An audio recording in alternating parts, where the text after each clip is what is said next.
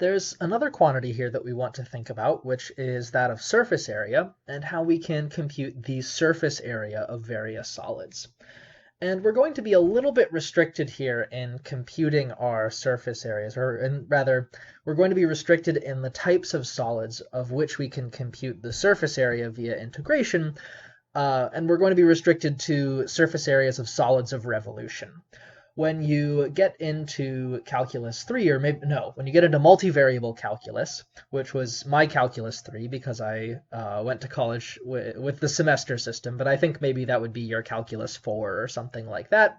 But anyways, when you get into multivariable calculus, the problem of surface area is going to be one that is a little bit better suited to the techniques there, but it is one that we can handle for some of these surfaces of revolution that we can form by revolving graphs of functions about axes. So in order to think about this question that we're asked here, which is what is the surface area formed by revolving the graph of y equals f of x about the x-axis, we're going to approach it using sort of the same methods that we have before. So we're going to first think about what this thing even looks like. So if I have my function here on the interval from a to b, and it looks something like this, what we were previously thinking about with solids of revolution was taking this region below the curve, so kind of this region here, and we were taking that region and revolving it about the axis. Now, instead, what we want to do is we just want to focus on taking the curve and revolving it about the axis, and that's going to give us a hollow solid. The thing that we would be looking at here might be something that, let's see how good we can get here.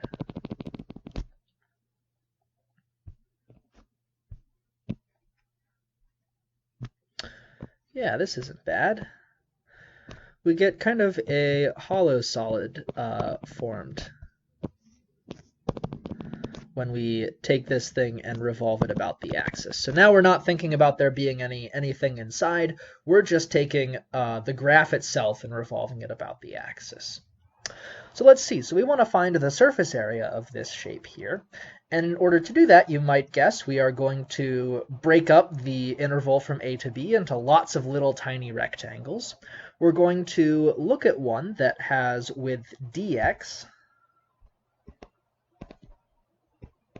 So we're going to look at coordinate x. We're going to look at the little rectangle with width dx. And we're going to take this little piece here. And actually, I'm going to put this in a slightly more representative spot on the axis here. Let's move it to the right a little bit. So there's my x coordinate. Here is width dx. And we're going to take this little piece here, and we are going to revolve that little segment about the x-axis. So when we do that, we're going to get some almost cylinder. It's going to be a little bit different from a cylinder in that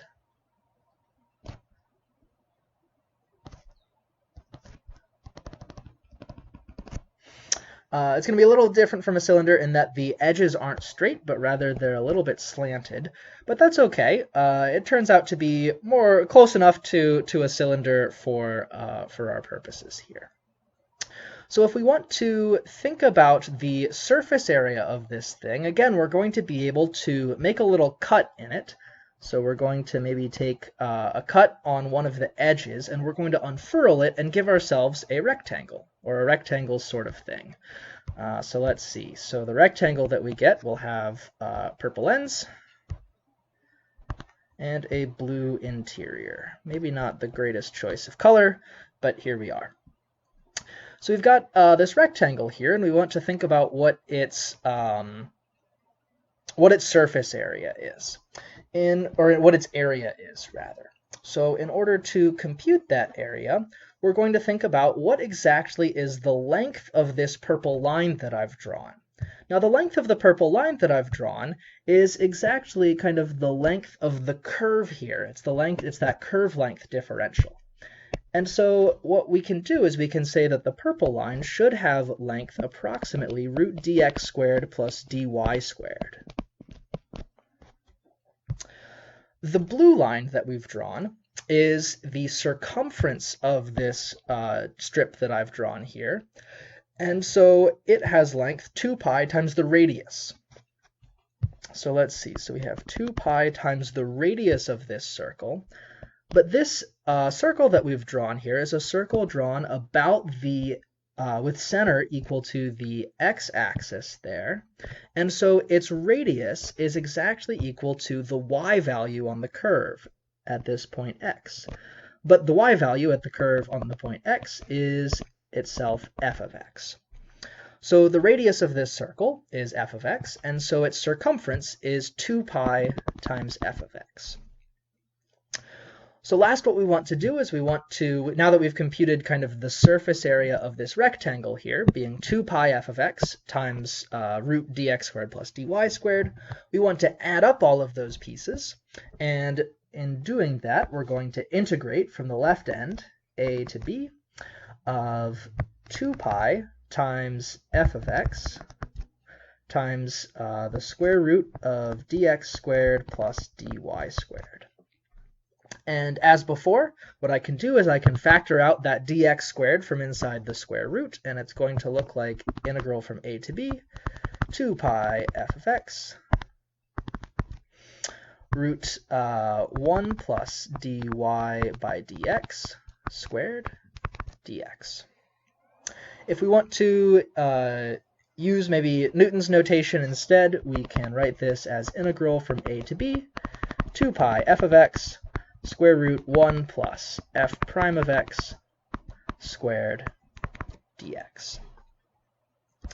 Great, so we can add up all of these little disks here, the surface areas of them, and that is going to give us the surface area of this solid that we've created here.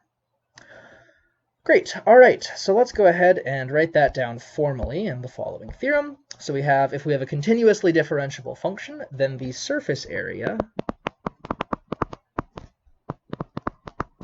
of the solid of revolution formed by revolving the curve y equals f of x about the x-axis is given by the formula that we just had, integral from a to b, 2 pi f of x, root 1 plus f prime of x squared dx.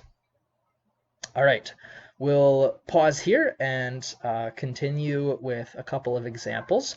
I'll encourage you to maybe think about doing the next example, example number 5, on your own before we begin the next video.